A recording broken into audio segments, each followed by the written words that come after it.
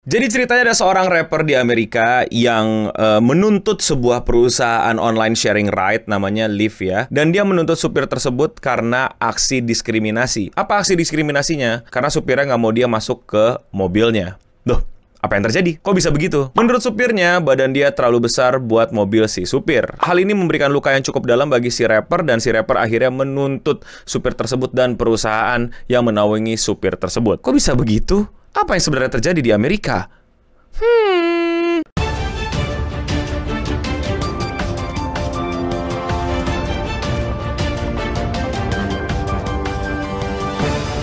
Jadi ini ada orang namanya Dang Demos. Dia adalah seorang rapper dari Detroit, Amerika. Dan dia ini tuh ceritanya suatu hari lagi pengen datang ke sebuah acara gitu, party kalau nggak salah. Dan untuk ke acara tersebut dia memesan Lyft. Nah, Lyft ini tuh kayak Uber. Aduh, kayaknya banyak anak sekarang juga nggak tahu Uber ya. Oh ya, kayak Gojek atau Grab. Nah, di sini tuh Gojek atau Grab. Yang di sana tuh namanya ada Uber, ada Lyft. Nah, jadi tuh Lyft ya intinya lu kayak kita biasa gitu. Lu di handphone, lu pesen online, lu pesen mobil, dan ya udah lu pergi ke tempat tujuan. Nah, suatu hari si Demos mau ke sebuah party, dia mesen Lyft, dan pas Lyftnya datang, Lyftnya nggak mau, dia masuk dan jadi penumpang. Alasannya karena dia terlalu besar buat mobilnya. What?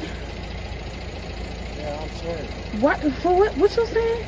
Yeah, I got no space in my car is small. I can fit in this car. But believe me, you can. Yes, I can. Dari perspektif si rapper, ini bener-bener sebuah tindakan yang menurut dia diskriminatif. Karena dia pilih-pilih penumpang untuk siapa yang bisa naik ke mobilnya. Jelas hal tersebut tidak sesuai dengan bagaimana peraturan-peraturan di Amerika yang udah banyak anti sama diskriminasi. Hanya karena badan dia besar, dia nggak berarti nggak jadi penumpang dong. Dan hal tersebut bener-bener melukai dia, dan bener-bener menurut dia melawan berbagai macam peraturan. Dan akhirnya dia mengambil tindakan hukum. Yes, dia menyewa lawyer dan menuntut supir tersebut dan perusahaan Lyft karena melakukan tindakan diskriminasi terhadap customernya. Itu dari perspektif si cewek. I was embarrassed and I feel some type of way about it, you know. Nah, sekarang kita ke perspektif si supir Lyft-nya. Mungkin kalian udah pada tahu ya, tapi ini gua coba sampaikan ulang gitu. Sistem Lyft itu sama kayak sistem di Grab atau di Gojek dan aplikasi Indonesia lainnya ya tentang sharing ride, bahwa banyak dari mobil yang mereka gunakan itu adalah mobil mereka pribadi. Bukan mobil perusahaan, bukan mobil kayak taksi yang lu ngambil di titik mana gitu ya, terus habis itu lu bawa mobilnya. Mobil tersebut adalah mobil sendiri, dan gua nggak tahu detailnya, tapi kayaknya seluruh kerusakan yang terjadi sama mobil sendiri pas aksi kerja itu ya tanggung sendiri nggak sih, gue lupa deh. Tapi ini unik ya, karena ya gue udah tau lah beberapa di Indonesia ada yang pakai mobil sewaan, ada yang bahkan dari perusahaan disiapin mobil kayak yang listrik-listrik kan, juga motornya kan ada gitu, bukan motor listrik si drivernya minjem. Tapi untuk yang kasus ini gue yakin itu mobil punya si drivernya. Dan seperti yang kita tahu, mobil tersebut ya kalau rusak dan kenapa-napa itu ya ditanggung sama drivernya. Bahkan drivernya itu sempat bilang di video, Yeah, because they need to order the Uber XL it's called. No, I don't never have to order Uber XL. bahwa lu nggak bisa naik lift yang biasa, lu pilih lift yang XL gitu. Kayak di sini juga banyak deh yang kalau misalnya mau lebih dari 4 orang ya lu mesti ambil yang XL gitu, jangan ambil yang biasa. Mungkin mobilnya mobil kecil gitu ya, yang cuma muat untuk 4-3 gitu. Ya lu ketumpukin 6 ya, kayak satu keluarga ke puncak, tau gak sih lu? Lu pernah gak sih keluarga kelas menengah ke bawah gitu kalau liburan itu ke puncak, mobilnya dulu tuh kijang kotak gitu ya, ditumpuk 20 orang di situ. Gue ingat banget, gue mangku apa ya, adek gue di sini ya kan, sebelah gue mak gue mangku siapa segala macam ada ribet lah. Ya makanya udah jelas dong kalau misalnya lu berlebihan ya lu ambil mobil yang gedean. Dan kalau dari perspektif dia jelas dia nggak mau mobilnya rusak. Gua nggak ahli otomotif, gua nggak terlalu gitu-gitu amat sama mobil-mobilan, motor-motoran. Mungkin kalian udah sadar juga gitu, gua orangnya sangat tidak cowok yang mobil banget gitu. Tapi kalau gua pakai pengetahuan gua ya yang diajarkan sama bokap gitu, ini mobil kayak mobil ceper, mobil pendek gitu ya, mobil yang kalau kalian lihat tadi di gambar nih ya, lu lihat tuh ya, yang dia jaraknya sama aspal aja udah pendek. Dan ini bayangan gua, correct me if I'm wrong, gua nggak terlalu ngerti mobil dan mungkin gue juga salah gitu ya. Kalau ini cewek naik, itu kayaknya aspal nyentuh bawah itu. Dan gue berusaha untuk positive thinking. Maksudnya kayak, kan kalau mobil biasa, misalnya berat gue aja sekarang 100 gitu kan. Terus ada teman gue yang beratnya 100, terus duduk di belakang 3 orang 100. kayaknya masih aman-aman aja nggak sih apa gimana? Tapi kalau misalnya satu orang di satu titik itu gimana? Nah ini gue berusaha positive thinking aja nih. Makanya teman-teman yang ngerti mobil-mobilan mungkin bisa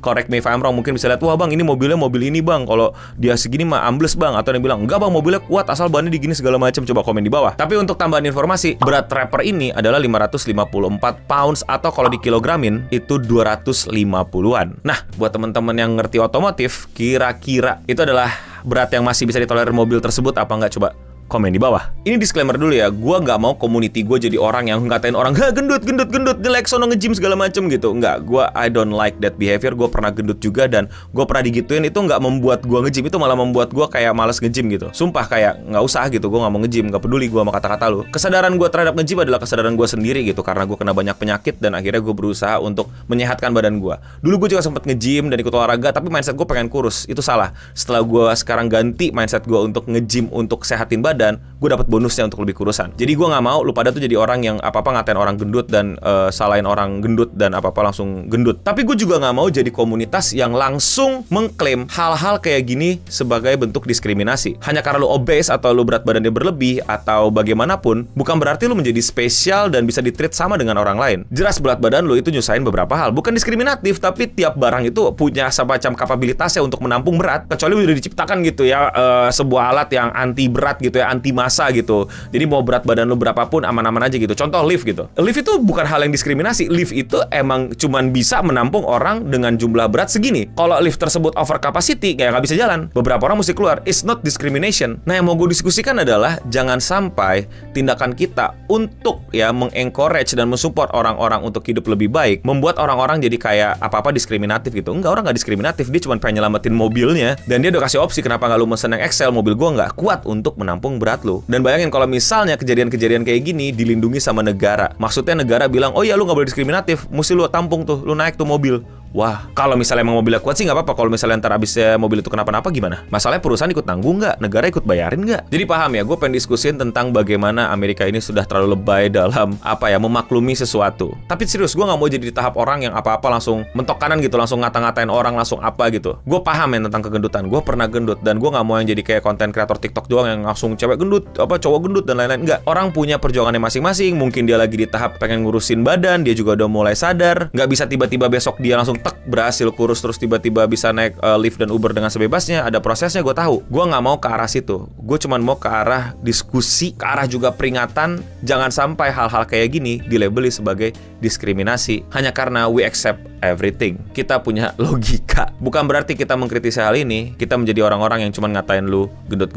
Tapi gue nggak mau lu menjadi dispesialkan dan kita harus memaklumi di ruangan publik kita yang mesti menanggung hal-hal yang kayak gini. Ya kalau negara mau support lah, biayain lah. Kok mobil orang ya? Tapi sekali lagi gue bisa salah, jangan-jangan mobilnya kuat. Nah itu baru diskriminatif tuh. Kalau dia nggak boleh naik mobil karena warna kulitnya, karena asalnya, karena sukunya, tuh diskriminatif. Misalnya ada orang bau badannya gitu, terus kalau naik mobil nyisa gitu baunya di dalam mobilnya, kan kesian drivernya. Kayak gitu aja deh, paham kan ya? Jadi jangan lebay, jangan sampai norak, dan jangan jadikan diri gue sebagai apa ya, contoh toladan lu gitu untuk lu ngatain orang gendut. Kayak lu nggak gendut aja, lu kagak kelihatan aja karena lu pakai topeng internet anonim, lu mah juga gendut. Nggak kelihatan aja, cuman enak kan ngatain orang yang lagi gendut dan salah gitu kan, membuat hati lu lebih nyaman gitu kan. Tapi kalau menurut kalian bagaimana?